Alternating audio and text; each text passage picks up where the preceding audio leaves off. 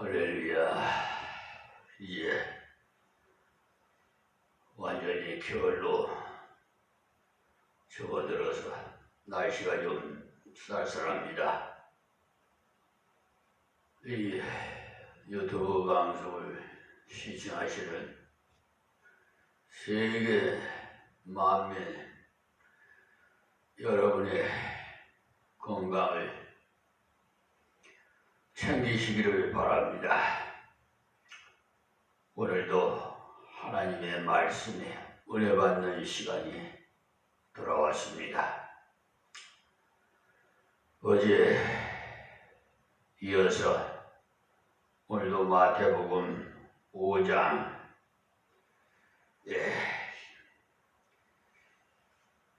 여기 3절 말씀에 심령이 가난한 자는 복이 있나니 천국이 저희 것이니요 라고 말씀하시면서 바로 이 심령이 가난한 자들에게 참복이 있음을 말해줍니다.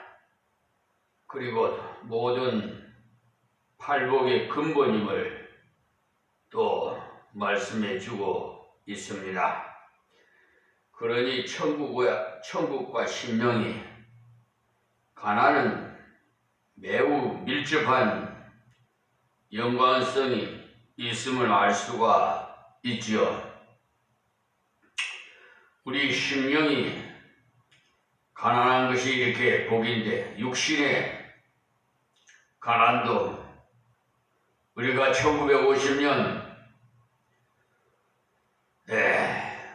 6.25 사변을 겪으면서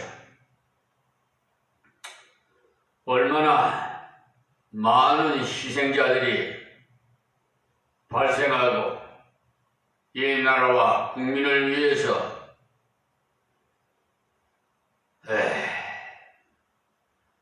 순직하신 모든 선열들의 그 피가 헛되지 않도록 우리 대한민국 국민이라면 절대로 잊어서는 안 됩니다. 그리고 세계 정세가 지금 급변하게 돌아가고 있는데 이 믿는 모든 하나님의 백성들은 이 나라와 국민을 위해서 하나님 앞에 엎드려 기도할 때입니다. 태풍이 몰려오면 엎드리는 것이 상책이 그 태풍이 지나간 후에 일어서야지. 태풍이 막 몰려오는데 뻣뻣하게 교만하게 서 있으면 그 태풍에 휩쓸려서 흔적도 찾을 수 없이 희생돼 버릴 수밖에 없어요.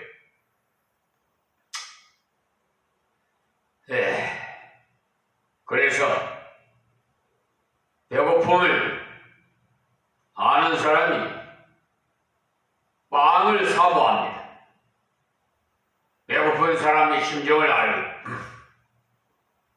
그래서 이 비천한 종을 10대 때부터 저 1960년도에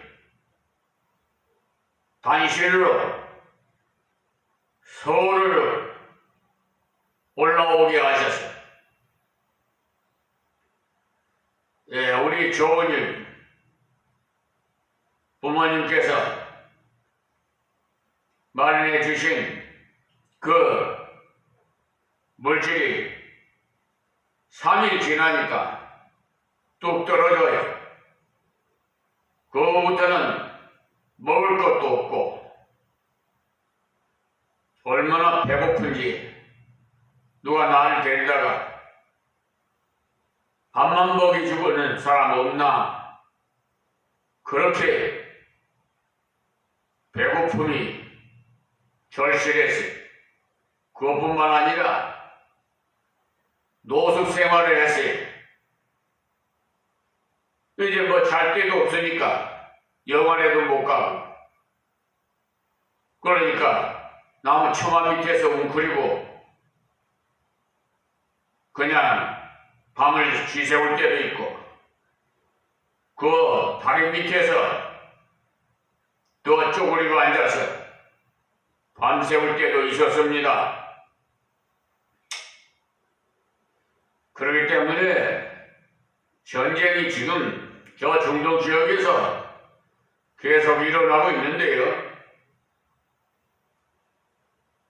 전쟁을 경험하지 못한 자들은 그와 아픔을 제대로 알지 못해요. 금수저가 흙수저의 심정을 알겠습니까? 지금 이 나라의 정부가 물론 하나님께서 주권자를 세우십니다. 왜 윤석열 대통령을 세운지 아십니까? 이 나라 백성들이 하나님의 말씀을 소홀히 여기고 그냥 형식적으로 한국교회가 부패해지니까 사회도 부패하게 되는 거예요. 지금 사법부가 중추적 역할을 해서 기관과 질서를 바로 세워야 되는데 지금 보세요. 어제도 저 제주도에서 뭐 큰 배가 침몰했다는 거 해서 구조 작업했는데 지금 다 어떻게 시신을 다 건졌는지 모르겠습니다만,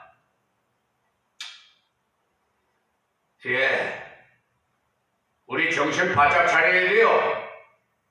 미국 대통령도 트럼프 대통령이 당선됐잖아요. 여러분 각각 정치 잘 아시는 분들은 아마 아는 사람은 알 거예요. 앞으로 이 나라가 어떻게 될지 한 치 앞도 몰라요. 우리 개개인의 수명도 하나님께서 아시지 우리는 몰라요. 오늘 살았다고 내일 사는 것도 아니고 생명을 앗아갈 줄도 몰라요.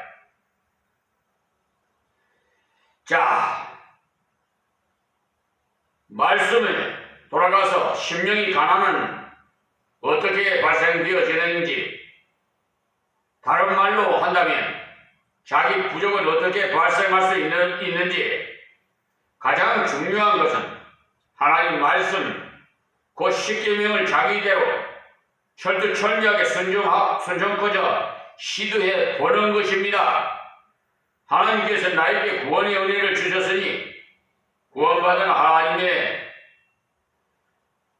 자녀답게 한번 말씀대로 순종해 보리라 하는 열망이 끌어올라서 시작해 보면은 몇 시간은커녕 한 시간도 제대로 못 가서 두 손을 바짝 들고 하나님 앞에 자기의 무능을 실토하면서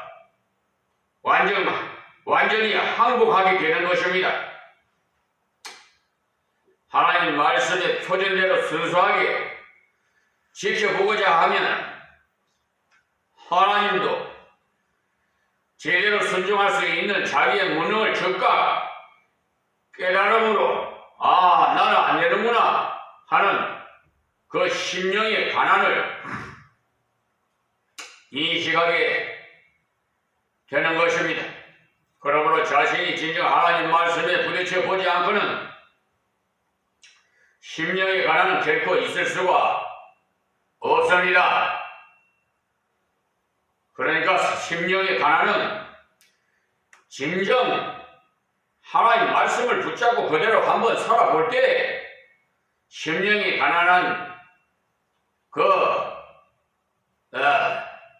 생활 체험할 수 있을 거예요.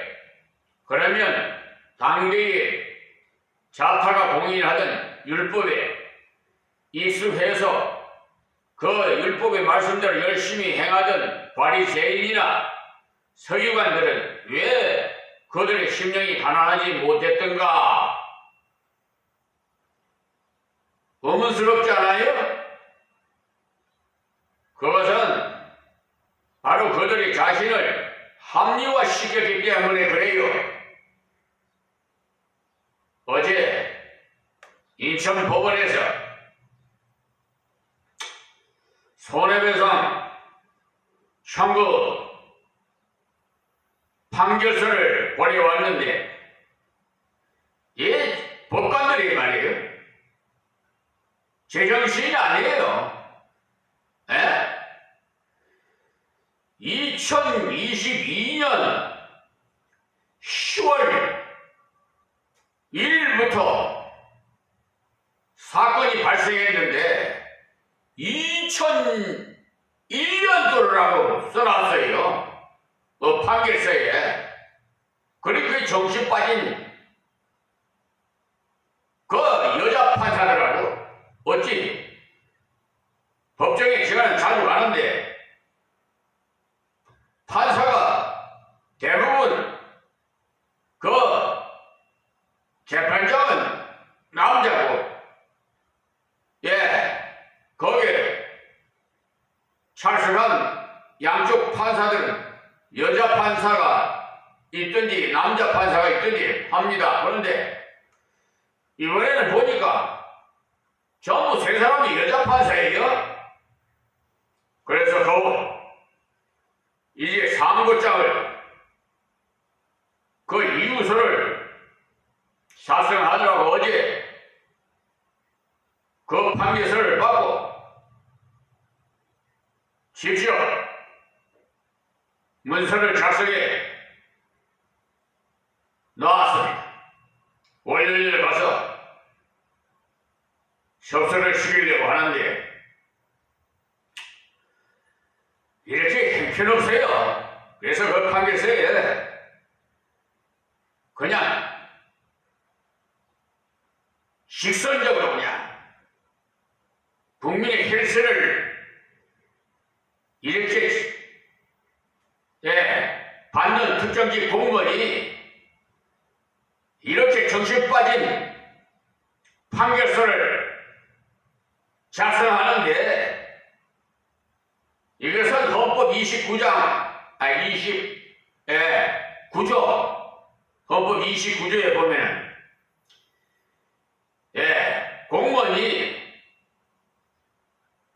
잘못한 것이 있을 때는 손해배상을 국가를 상대로 하게끔 되어 있어요.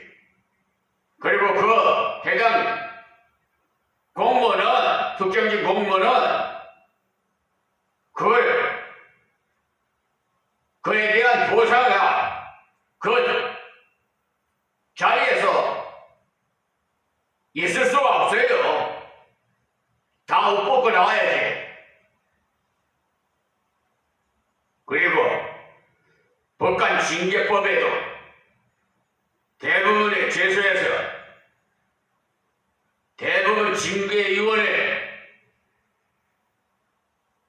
그리고 행정처 대부분 행정처를 제출하려고 한다고 내가 거기다 썼어요. 아마 그 항고 재판부 여자 판사들 오금이 아마 쪼아들 겁니다.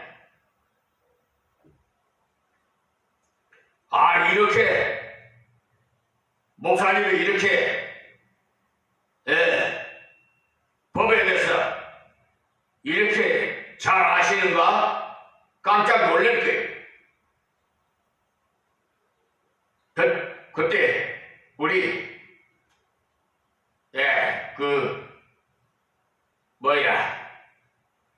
요양센터장도 같이 갔는데 휠체어를 타고 그 앞에 섰는데 앉아서 그 여자 판사가 하는 소리가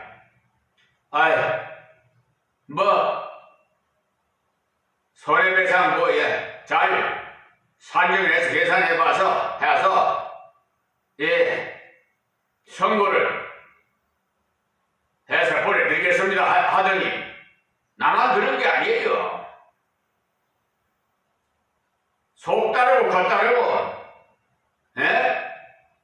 참. 그래서 이 여자 판사는 정의로운 정직한 판사구나 생각을 했더니 그래놓고 뒤통수를 쳐요? 한국 기각으로? 참. 자, 그러니까 자신이 진정 하나님 말씀에 부딪혀 보지 않고는 심령의 가난은 결코 있을 수가 없음을 다시 한번 거듭 말씀드립니다. 우리가 진정 하나님의 말씀을 제대로 듣고 들은 대로 행하고자 하는 올바른 자세로 하나님께서 원하시는 말씀의 본 뜻을 알려고 할 때 하나님께서 완전 사로잡아 장악하시는 온전한 다스리심이 없이는 말씀을 바르게 깨달을 수가 없고, 또한 말씀을 순종하기 위해서 말씀을 들어도 깜깜하는 것입니다. 무슨 말씀을 하는지 예배드리러 와갖고 졸고 있고, 또 비둘기는 콩밭에 있다는 말이 있잖아요. 속된 말로. 몸 육신은 예배당에 앉아있으면서 생각은 딴 생각을 하고 있는 사람들, 그렇잖아요? 저 역시도 처음에 그런 체험을 했어요. 그렇기 때문에 내가 이런 말씀을 하는 것이, 코도 골고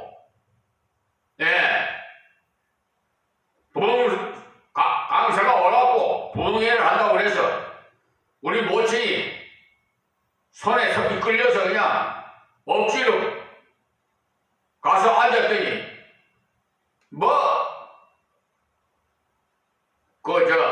앞을 못 보는 소경 복음성가 중한 위에 살겠다고 복음성 하는데, 그거는 뭔가 마음에 좀 와 닿더라고요. 그런데 말씀을 별로 무슨 말씀인지 귀담아 들어지지 않고 그냥, 그러니까 코를 골고 드렁드렁 하니까 옆에 앉은 사람이 꼬집어요. 그런 경험도 있어요. 체험도. 그래서 가난에 처한 줄도 실질적으로 겪어봐야 가난한 사람이 심정을 알아줘요. 그러므로 자기의 무능과 부족을 깨닫고 진실하게 하나님께 굴복하면 그의 다스려 주심을 구하면 자신을 하나님께 의탁하는 게 됩니다. 주여, 당신이 우리가 아니고는 아무것도 할 수 없사오니 나를 붙잡아 당신의 말씀을 감당할 은혜를 입혀 주시옵소서. 이렇게 자신을 전적 하나님께 의탁할 때 주께서 다스려 주신다, 이 말씀입니다. 이것이 바로 그리스도인의 믿음의 지속입니다. 우리가 생명을 얻는 믿음뿐만 아니라 생활 속에서 믿음으로 살아가는 이것이 바로 믿음의 삶이에요. 그러니까 예배당에 와서 하나님께 예배 드릴 때만 예배의 삶이 아니고, 나가서도 집에서도 직장에서도 항상 생명이 붙어 있는 한 예배의 삶을 살아야 된다, 이 말입니다. 그런데 그렇습니까? 그냥 예배당만 나가면 뭐 이방인하고 뭐 오히려 더 앞서서 죄를 범해요. 나쁜 짓거리를. 다 그렇다는 게 아니라 그런 개 중에 그런 자들이 있다, 이것을 말씀드립니다.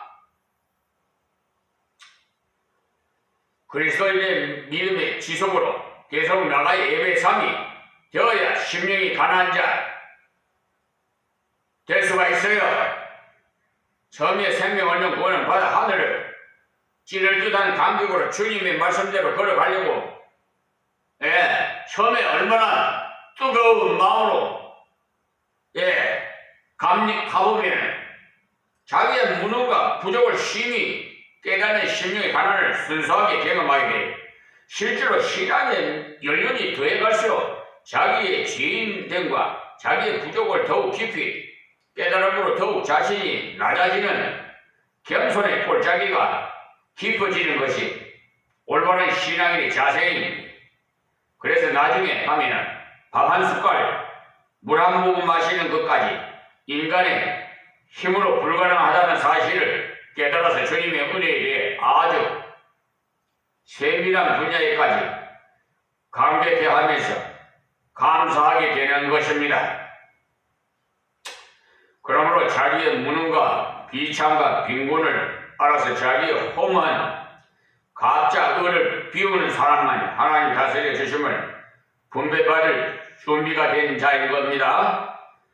사람이 자기에게 만족함으로 자기 부족을 심히 깨닫지 못하면, 그러니까 배가 부르면은 애기도 울지도 않잖아요. 배 갖는 애기가 배고파야 엄마 젖 달라고 울잖아요. 그러니까 가난해봐야, 병이 들어봐야 그때서야 하나님 찾고 예수님 찾고 하지. 배부를 때는 등 따뜻하고 배부를 때는 별로 생각 안 해요. 그냥 형식적이고 의식적으로. 그러므로 사람은 자기의 무능과 부족을 인식하는 정직이 있을 때 주의 은혜를 진실하게 사모하게 되고, 이러한 겸손한 자에게 하나님께서는 그의 뜻대로 채워주시고 다스려 주심으로써 이야말로 참 복이라는 사실을 아시기 바랍니다.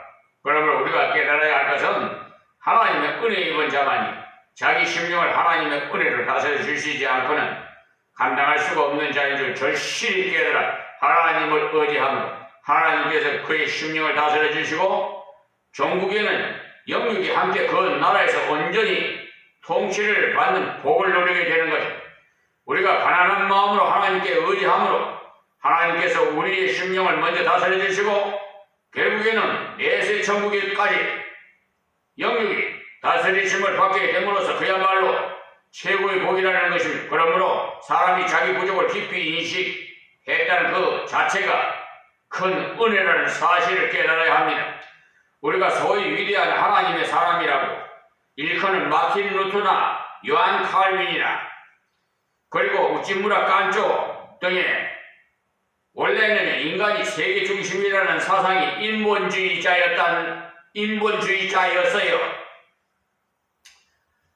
이들 신앙의 인물들의 그 일생이 기록되어 있는 그들의 정기에 의하면 그들도 한때는 인간 중심의 후머니스트임을 밝혀주고 있는 것을 알 수가 있어요. 그러므로 우리가 유명한 작가의 저서를 읽을 때 그 작가의 글에서 주요한 사상과 주제를 올바로 파악하기 위해서는 먼저는 그 저작자의 환경적인 배경과 개인적인 상황을 담은 그들의 전기에 비춰보면 그 저작의 기록 동기가 목적에 대한 이해를 돕는데 보다 효과적인 방법이 되는 것입니다.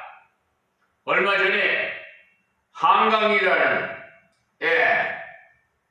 여자 그 저자께서 노벨 문학상을 받았잖아요. 참 대단한 분이 참 훌륭하신 분이고 나라에 그래도 국위에 세계 속에서 정말 이 나라를 정말 세계가 알아줄 수 있도록 문화사를 받았으니 얼마나 정말 뜻깊은 일을 했습니까?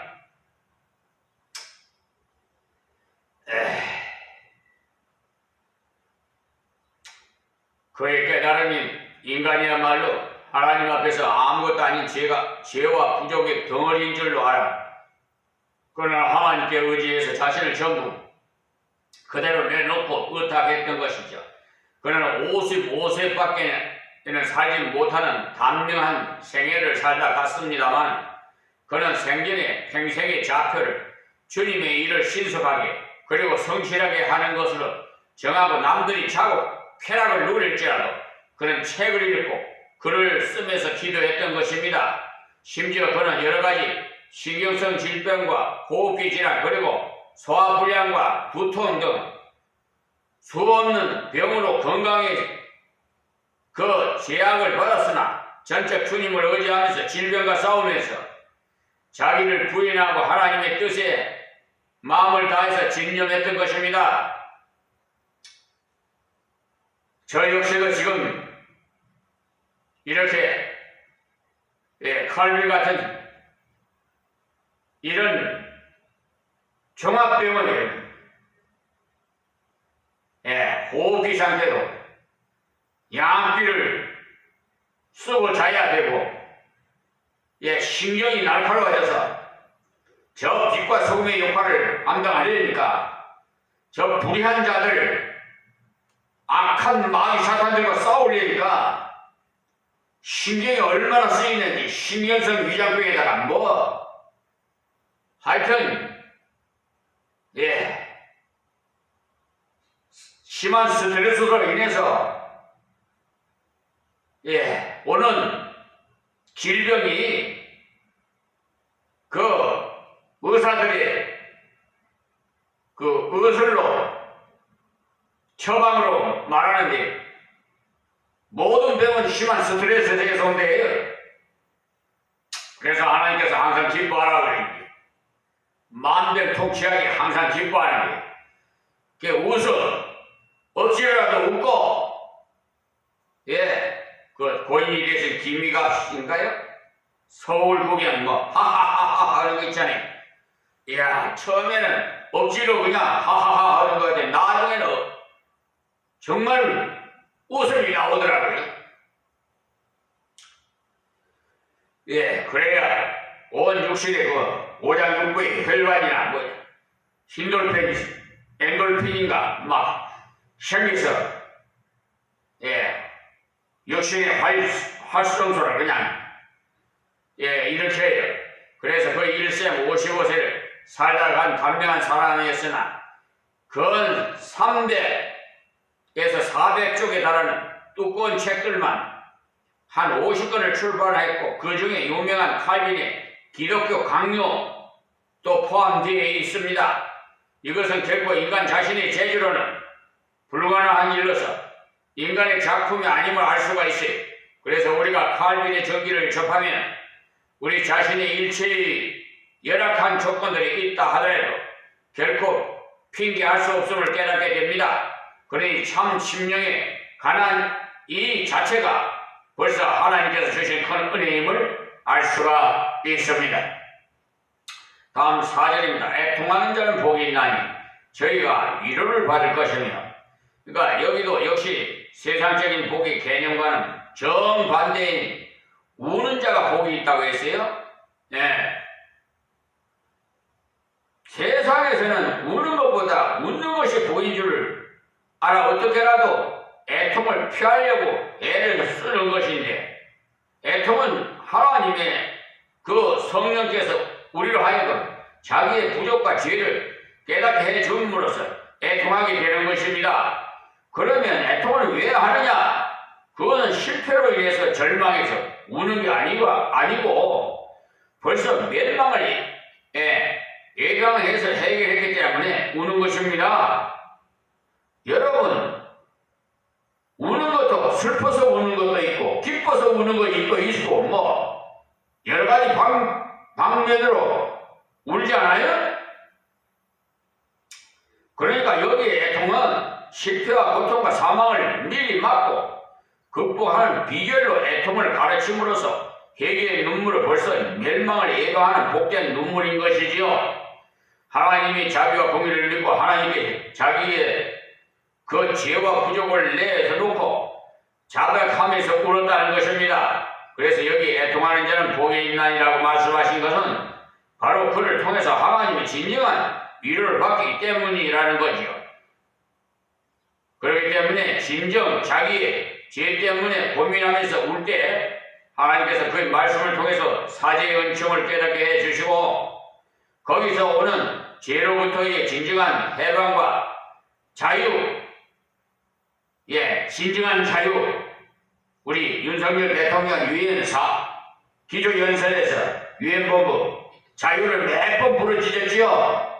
근데 실질적으로 우리 대한민국 국민들이 자유를 다 누리는지 모르겠습니다. 그것은 여러분 각각 생각해 보세요. 그러니까 하나님께서 그 말씀을 통해서 사죄의 은총을 깨닫게 해주시므로 거기서 오는 죄로부터 진정한 해방과 자유, 거기서 오는 평화와 만족은 그 말로 다 말할 수가 없어요. 놀라운 거예요. 그러므로 이 애통의 골짜기가 깊어질수록 위로도 넘칩니다. 우리의 자녀들이 잘못하고도 자신의 잘못을 시인하고 그런 자는 부모의 사랑을 받지만은 시인하지 않고 끝까지 대항할 때는 부모는 계속 채찍을 때리지 않을 수가 없어요.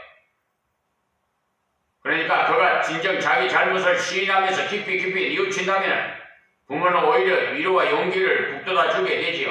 그러므로 하나님의 성령이 깨닫게 하실 때 사람이 자기 죄를 깨닫고 애통하면서 하나님의 은혜를 바라보게 되는 것입니다.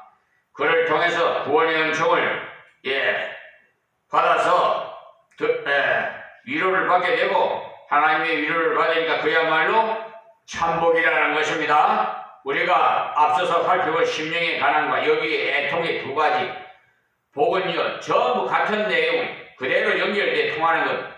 우리가 시편을 통해서 다시 회개한 시를 한번 보면요 시편 6편 6절입니다.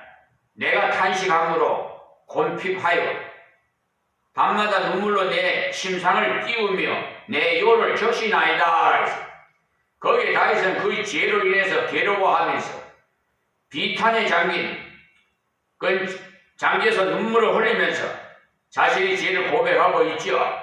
그가 겉으로 죄로 인해서 애통해 한 것은 구원을 못 받을까 해서 우는 것이 아니고 이미 구원받은 자신이 범죄함으로써 하나님의 영광을 가려웠기에 그것으로 그를 침상을 적시면서까지 많이 울었다는 것이죠. 그의 애통한